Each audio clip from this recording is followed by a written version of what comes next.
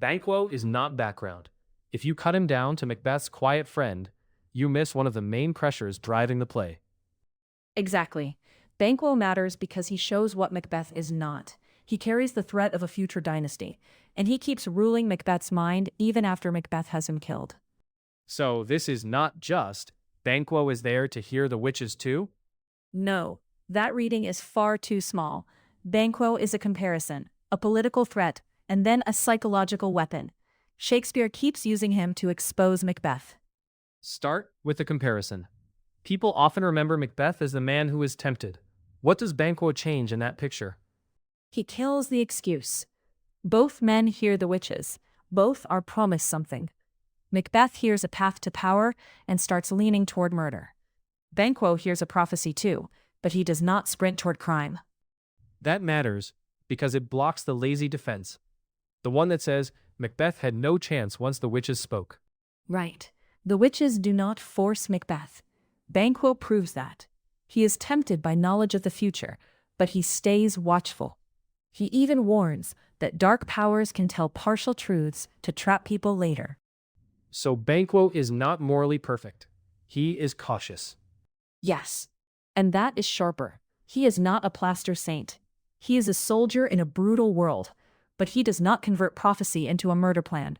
Macbeth does. Give me a concrete moment where that contrast bites. After Duncan names Malcolm Prince of Cumberland, Macbeth immediately sees an obstacle. His mind jumps to what has to be removed. Banquo does not react like that to his own promise. He does not start plotting how to make his sons kings.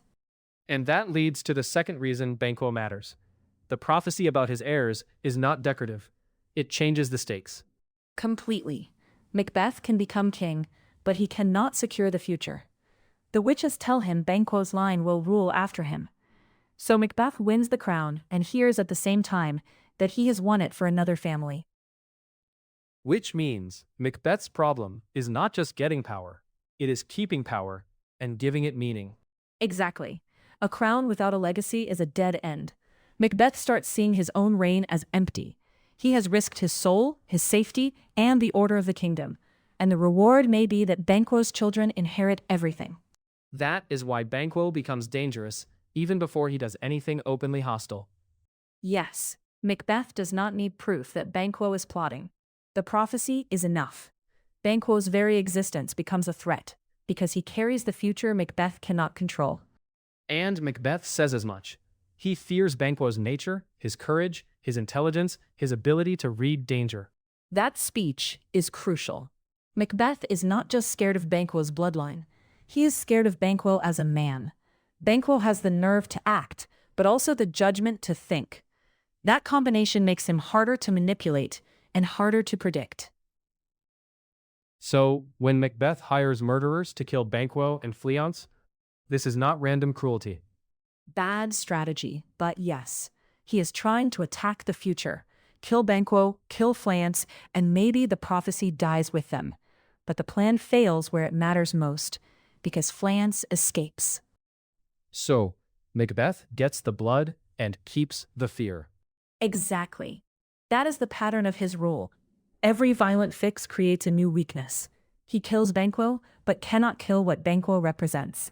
Then comes the ghost, and people often reduce that scene to guilt in general. That is too vague. Much too vague. Banquo's ghost is not some random haunting. It is Macbeth's mind throwing his specific crime and specific fear back at him, in public. The man he thought he removed returns at the exact moment Macbeth is trying to perform secure kingship. The banquet matters because it is political theater. Macbeth needs to look stable in front of the nobles. Yes, and Banquo ruins that without speaking a word. Macbeth sees the ghost, loses control, and exposes what kind of king he really is. Frightened, unstable, and unable to master the violence he unleashed. There is a brutal irony there. Macbeth finally gets the throne, then Banquo, dead, has more power over the room than Macbeth alive. That is exactly the point. Banquo's ghost shows that Macbeth cannot bury his crimes inside private conscience. His fear spills into the open and starts weakening his authority. So Banquo matters before the murder, during the power struggle, and after death. Yes. Before the murder, he is the contrast that strips away Macbeth's excuses. During the struggle, he is the rival future Macbeth cannot secure. After death, he becomes the face of Macbeth's failure to control either prophecy or himself. Which means calling Banquo a side character is not just unfair. It is a bad reading of the engine of the play. Exactly.